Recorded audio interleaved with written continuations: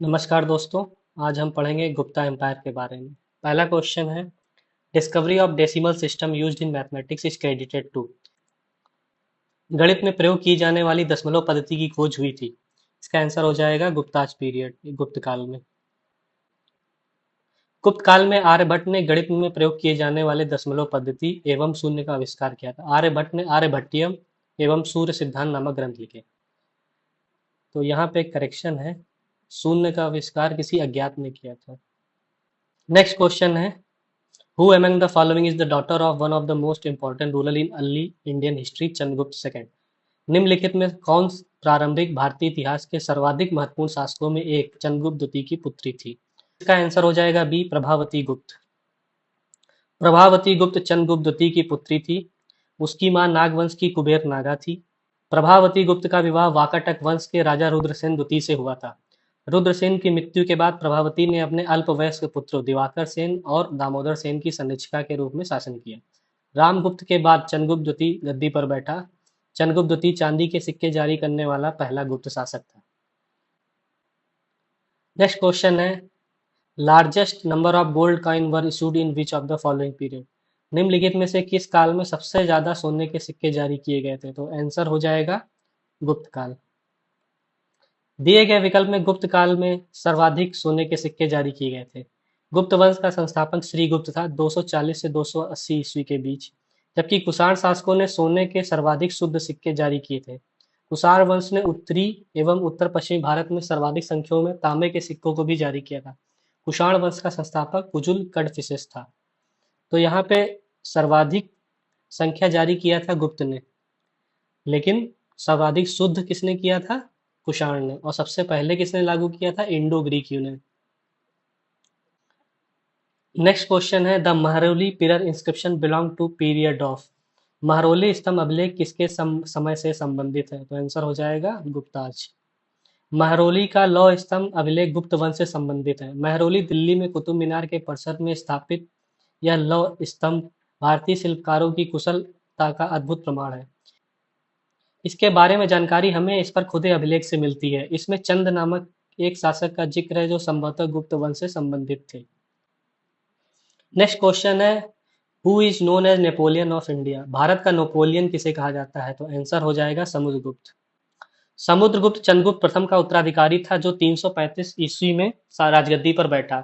इसने आर्यावर्त के 9 शासकों और दक्षिणावर्त के 12 शासकों को पराजित किया। इन्हीं विषयों के कारण चंद्रगुप्त को भारत का नेपोलियन कहा जाता है।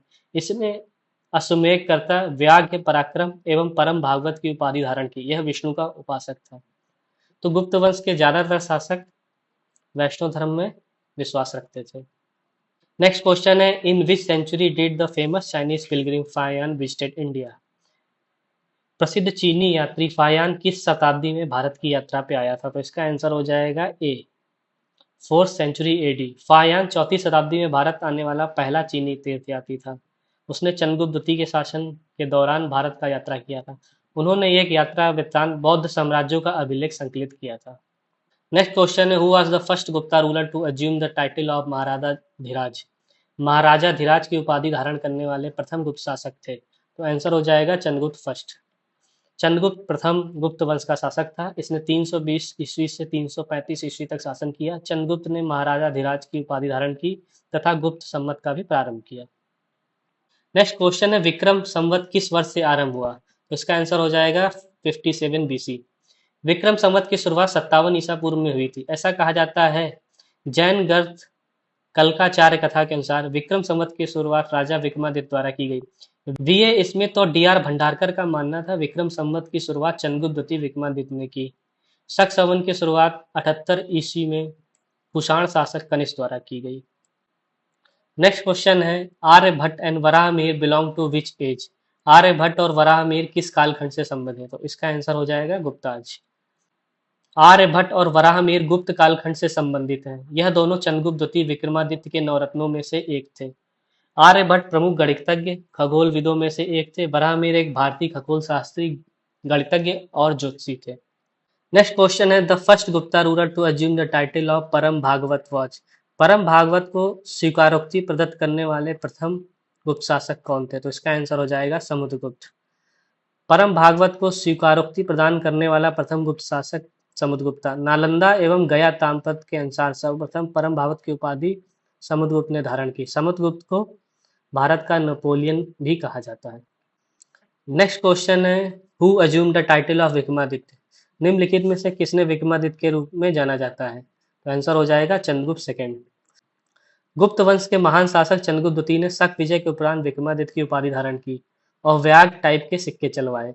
देवगुप्त, देवराज, देवश्री इसके अन्य नाम थे। नेक्स्ट क्वेश्चन है, during the rain of which of the following dynasty did Kalidas flourish. निम्नलिखित में किस वंश के शासन के समय कालिदास ने उन्नति की? आंसर हो जाएगा गुप्त। कालिदास प्रथम शताब्दी ईसा पूर्व के संस्कृत भाषा के महान कवि थे। कालिदास गुप्त राजा चंद्रगुप्त द्वितीय के दरबारी रत्नों में से एक थे। गुप्त काल में ही उन्हें प्रमुखता और प्रसिद्धि प्राप्त हुई। अभिज्ञान शाकुंतलम, मेघदूतम, ऋतु संगारम इनकी प्रमुख रचनाएं हैं। तो इसमें से ये जानकारी तो गलत है कि वो प्रथम शताब्दी ईसा पूर्व के थे। कालिदास का टाइम पीरियड गुप्त राजाओं के टाइम पीरियड से मैच करता है, तो ये ईसा पूर्व में तो नहीं रहे होंगे। नेक्स्ट क्वेश्चन है, who was the founder of Gupta dynasty. तो इसका आंसर हो जाएगा श्रीगुप्त। गुप्त वंश का संस्थापक श्रीगुप्त था। श्रीगुप्त का शासनकाल 240 से 200। प्रभावती गुप्त के पूना ताम्रपत्र में श्रीगुप्त को आदिराज कहा गया। श्रीगुप्त के बाद इसका पुत्र घटोत्कच गद्दी पर बैठा था। नेक्स्ट क्वेश्चन है, the decimal number system including the concept of zero was invented in India during which of the following dynasty. निम्नलिखित में से किस राजवंश के दौरान भारत में शून्य की संकल्पना सहित दशमलव प्रणाली, दशांक प्रणाली आविष्कृत हुई थी? तो आंसर हो जाएगा गुप्ताज।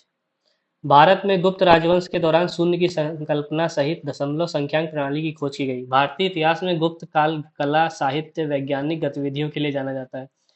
चंद्रगुप्त द्वितीय के काल में कला, विज्ञान और साहित्य के क्षेत्र में अभूतपूर्व कार्य किया गया। इसके दरबार में विभिन्न क्षेत्रों से संबंधित विद्वान रहते थे जिन्हें नवरत्न कहा जाता था। इसमें छपड़क, बेताल भट्ट, भररुचि, धन्वंतरी, कालिदास प्रमुख थे। नेक्स्ट क्वेश्चन है, who among the following organised Ashvamedha yagya. तो इसका आंसर हो जाएगा समुद्रगुप्त। गुप्तकालीन शासक समुद्रगुप्त 335 ईस्वी में मगध की सरगद्दी पर आसीन हुआ। इसने मगध के साम्राज्य विस्तार के समय ही उत्तरापथ के 9 शासकों तथा दक्षिणापथ के 12 शासकों को पराजित किया। इन्हीं विजयों के उपलक्ष्य में उसने अश्वमेध यज्ञ का आयोजन करवाया। इन्हीं विजयों के कारण समुद्रगुप्त को भारत का नेपोलियन कहा जाता है।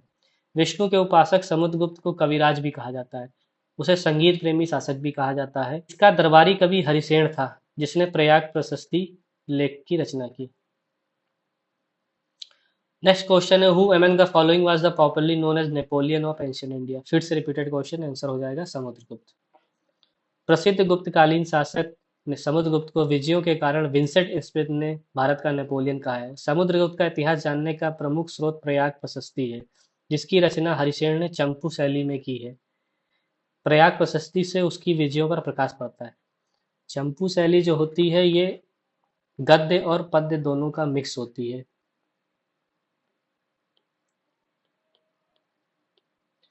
इस शैली को चंपू शैली कहते हैं।